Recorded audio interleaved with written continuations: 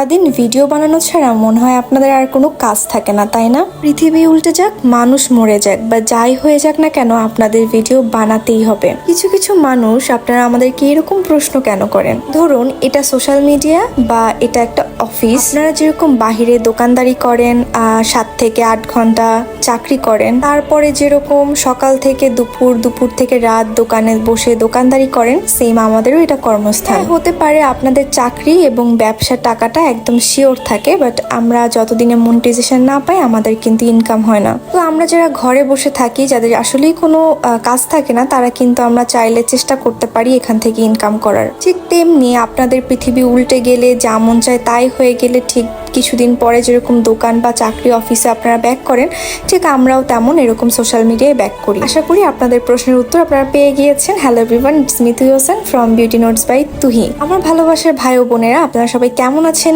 আর কোথা থেকে ভিডিওটি দেখছেন অবশ্যই কমেন্টে জানিয়ে দিবেন। আজকে সকাল সকাল ঘুম থেকে উঠে বাবাকে খাইয়ে আবার ঘুমিয়েছিলাম, তারপর 12টার দিকে ঘুম থেকে উঠেছি। আজকে আম্মু আসবে।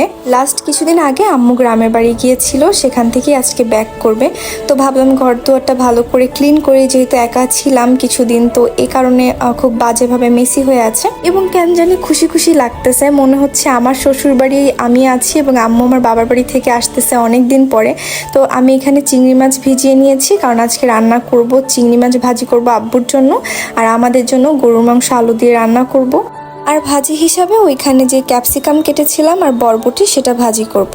আগে আমি আম্মুদেরকে দেখতাম যে তার বাবার বাড়ি থেকে যদি কেউ আসতো অনেক বেশি খুশি হতো এবং রান্না বান্না করতো, ঘর দুয়ার খুচকাচ করতো। এখন সেটার কারণ বুঝতে পারছি। আমার বিয়ে হয়নি, কিন্তু কিছুদিন আম্মুকে ছাড়া থেকেছি এবং আম্মু গ্রাম থেকে আসছে, ওই খুশিতে আমার মনে হচ্ছিল যে আমার বিয়ে হয়ে গিয়েছে এবং সংসার ফিল আসছিল।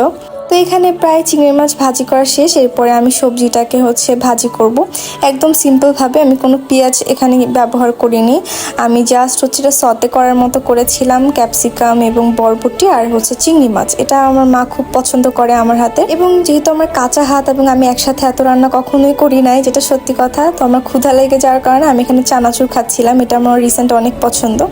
এরপরে রান্না বান্না করার পরে আমি ক্লিন করে নিলাম রান্নাঘরটা। রান্না করার আগে এবং করার পরে আমার একটা অভ্যাস, আমি রান্না করার আগেও রান্নাঘর সুন্দর করে ক্লিন করে নিই, না হলে আমার ভালো লাগে না। আর এই যে দেখেন, তখন ক্যারেটও আমাদের বাসায় ছিল, এখন যদিও নেই।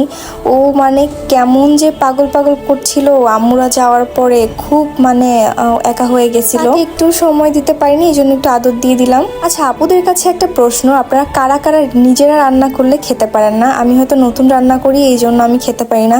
আমি যদি নিজে কোনো কিছু রান্না করি, আমি ভাতই খেতে পারি না, আমার কেমনই যেন লাগে, একদমই ভাত খেতে ইচ্ছা করে না এবং কেমন আমি খেতেই পারি না। আমি বুঝাতে পারবো না সেটা আপনাদেরকে। তোমাদের কার কার এরকম হয় অবশ্যই কমেন্ট করে জানাও। এরপরে দুপুরে ভাত খেয়েছি, বাবাকে ভাত খাইয়েছি, গোসল করেছি। এরপরে সন্ধ্যার দিকে ঘুম থেকে উঠেছি, উঠে চা খেয়েছি, যেটা রেকর্ড করা হয়নি। এই যে দেখেন, ইদানিং আমার দুঃখের সুখের কথা আমি সব ডায়েরিতে বন্দি করি, কারণ অন্য কাউকে না বলাটাই ভালো। এখানে ক্যারেটও আমার মন খারাপ দেখে আমাকে অনেক আদর করছিল।